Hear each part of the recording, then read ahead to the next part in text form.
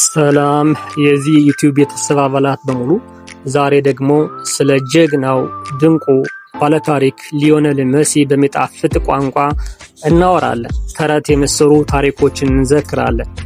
እነሆ ተረት የሮዛሪዮ ትንሹ ግዙፍ ሰው።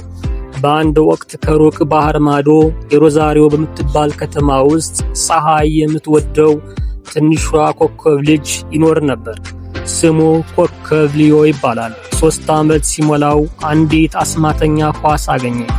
ኳሷ ከእግሩ ጋር ተጣብቃ እንደ ታማኝ ጥላ ትከተለዋለች። ማንም ሊወስዳት አይችልም ነበረ።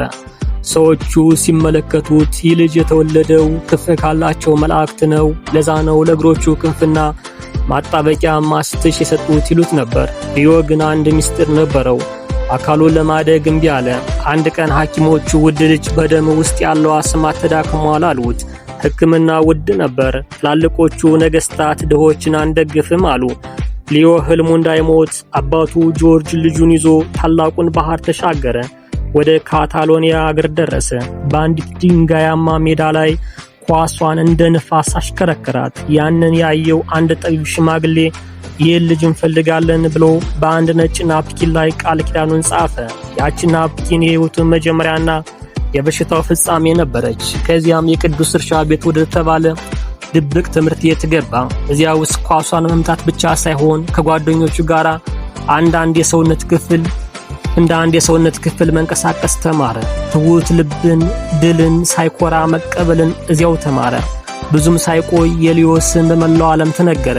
በትልቁ ስታዲየም ብርሃን ስር ተከላካዮችን እንዳወልት አደረቃቸው። ግራ እግሩ በወርቅ ጫማ ተለብጦ የማይቻሉትን ግቦች ያስቆጥር ጀመረ። ይህ ልጅ ከከዋክብት የመጣ ነው የሚለው ወሬ እስከ ሩቅ አገሮች አጽናፋት ዓለም ድረስ ተዳረሰ።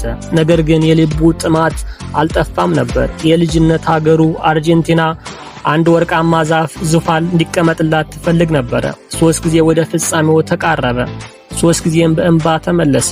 የሰዎች ሹክሹክታ ታላቁ ተዋጊ ግን በትውልድ አገሩ ንጉሥ መሆን አቃተው ይሉ ነበር። በዚያን ጊዜ ሊዮ ትጥቁን አውልቆ ተሸንፌያለሁ፣ ወድቄያለሁ አለ። ሆኖም የሮዛሪዮ ትንሹ ግዙፍ ሰው ተነሳ። አይኖቹ በአዲስ እሳት ተሞሉ። እግሮቹ የበለጠ ተንበለበሉ። በመጨረሻ በኳታር በረሃ መካከል ታላቁ ፍልሚያ መጣ። የፈረንሳይ ንጉሥ እኩል ሲዋጋው ሊዮ እንደ ተራራ ጸንቶ ቆመ። የመጨረሻው የፍጹም ቅጣት ምት ወደ መረብ ሲገባ የ36 ዓመታት ረሃብ ተበተነ።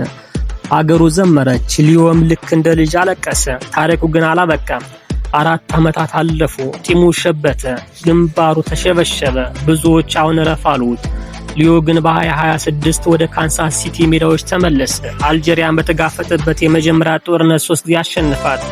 በዓለም ዋንጫ ሃትሪክ ያስቆጠረ ትልቁ ሰው ሆነ። በዚህ ውድድር 21 ጎሎችን አስቆጥሮ የዘመናት ሪከርድ አፈረሰ።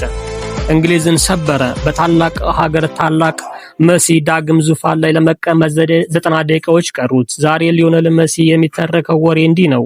አንድ ጊዜ ኳስ የተባለች አስማተኛ ፍጥረት ከልቧ ፍቅር ጋር እንዲያጫውታት የምትፈልገውን ሰው ፈለገች። በሮዛሪዮ ጎዳናዎችም አንድ ትንሽ ልጅ አገኘች።